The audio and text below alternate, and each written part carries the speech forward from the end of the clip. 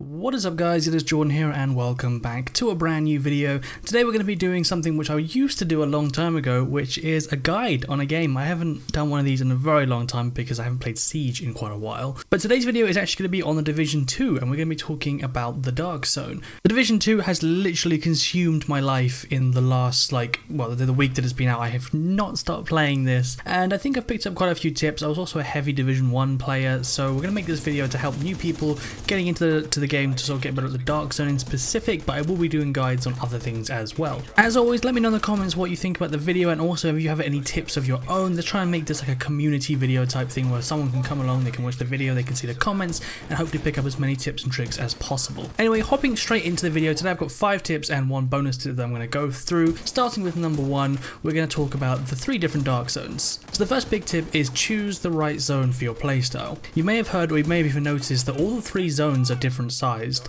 You've got the larger zone, which is on the east, you've got the medium zone on the south, and the smaller one on the west hand side. Now I say this is important because if you play with submachine guns primarily, or anything close range, you're going to want to try and go to the west one as much as possible, since you're most likely going to have more close quarters engagements in that one because the map is far smaller. Likewise, if you use assault rifles, so like a medium range gun, you're probably going to want to go to the south Dark Zone where things are a little bit more open up, but not too crazy that you're going to get sniped while you're trying to get a medium range kill or whatever. And then that sort of leads me to the final point, which is if you use snipers and rifles and long range guns, then you're going to want to stick with the east one, which is the biggest of the 3 zones, because you're more likely going to have far more room to be able to maneuver and snipe people from a distance, and you can easily disengage and get far away from people if you need to. Whereas with the other 2, it's kind of harder to snipe because it's much more cramped and close quarters, so if someone does get up in your face, not only do you have a sniper rifle and you're kind of screwed, but if you manage to get away from them, you're still not going to get too far. So take into account the playstyle you're currently using and what you prefer to use, and then try, obviously you're going to want to explore all the Dark Zones because they're all a bit different,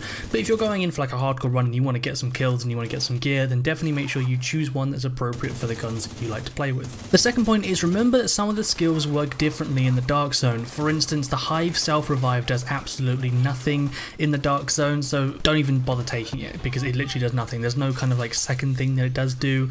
You can revive other people with it if you're using a group, but as the title of this video shows, it's mainly solo, and I've been running with the Hive self-revive for ages because it's a godsend in solo when you're doing PvE, but as soon as you go into the Dark Zone, it does absolutely nothing. So bear in mind that if you're using some skills like that, they are going to act differently in the Dark Zone, so make sure that you choose ones that are more appropriate. And as well as that, if you're going solo, you're most likely going to want to go for offensive type things. So for instance, you're going to want to choose the foam gun because that slows people down.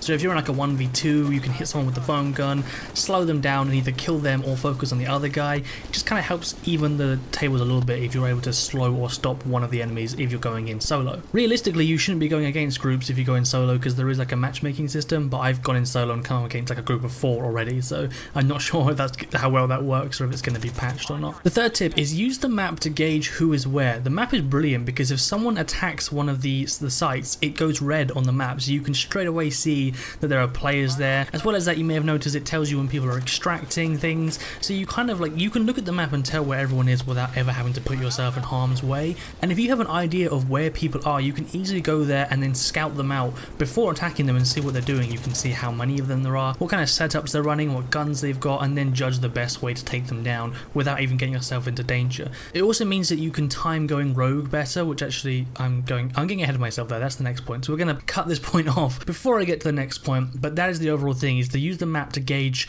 where people are instead of just running around blind, and then you can get some intel on the people that you're going against before actually getting yourself in danger, which can prevent an easy or silly death. Bonus tip as well, this is the bonus one I was talking about, put it in the middle because I think it's a cool little one. For an easier, safe extraction, if you've got some really cool gear and you're like super nervous about losing it, run to either the north or south extraction, call in the helicopter, and then sprint as fast as you can to the other one. 9 times out of 10, anyone that is willing or wanting to kill you for your loot is going to run straight to the first one you choose because they're going to be desperate for that kill, and by the time they get there, you will most likely be at the other one and able to call in the extraction from the opposite end, and then it's too late for them to get to you and you can extract the gear. I've done this so many times and honestly it's like, it works so many times, it's brilliant. But I only really do it like if I find something really cool and I'm like, okay, I don't want to lose this. Tip number 4, I kind of touched on this, so it's going to be a short one, but choose your timings before going rogue. Rogue doesn't necessarily make you visible on the map straight away, but it does make you more easier to detect, and it also allows people to engage you at any point if they want to. Even if they accidentally hit you in like a crossfire or something, everything. If you don't know who you're going to attack yet, then there's just no reason to go rogue until you've seen who you're going to attack and you know who you're going against.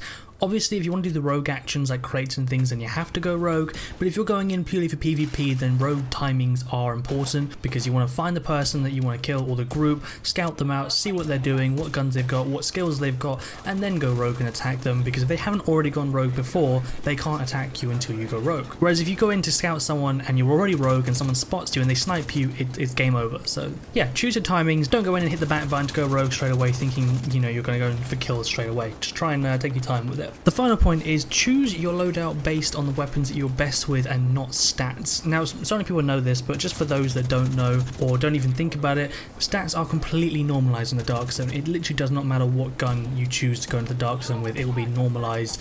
Even if it's a level 1 gun that you had from ages ago, it will be normalized. So when looking at the loadout, honestly, just pick anything you want, anything you think is cool or you're good with, just pick it, because the stats are all going to be the same. Don't worry about, you know, your high-end submachine gun being better than your like green submachine gun, because they're both going to act the same in the Dark Zone. So just choose the one that you have more fun with and the one that you think you're going to play better with. Well, that wraps up this video, guys. I wanted to make it sort of quick and to the point. I didn't want to drag it on for too long. If you did enjoy this video, then please do let me know in the comments, and if you want to see more content on the Division 2, let me know, because I am honestly on this game 24/7 right now. Well, barring when I have to go to work, but besides that, I'm playing this game all the time, and I'm really looking forward to hopefully getting into it even more, doing more content on it and covering it more, because as you may know if you follow the channel, I don't play much Siege at the moment. I am still trying to get back into it, but right now Division 2 is just honestly too good of a game. But if you did enjoy this video, then please do smack that like button, guys, and subscribe if you want to see some more awesome content. I hope you guys have an amazing day, and I will see you in the next one.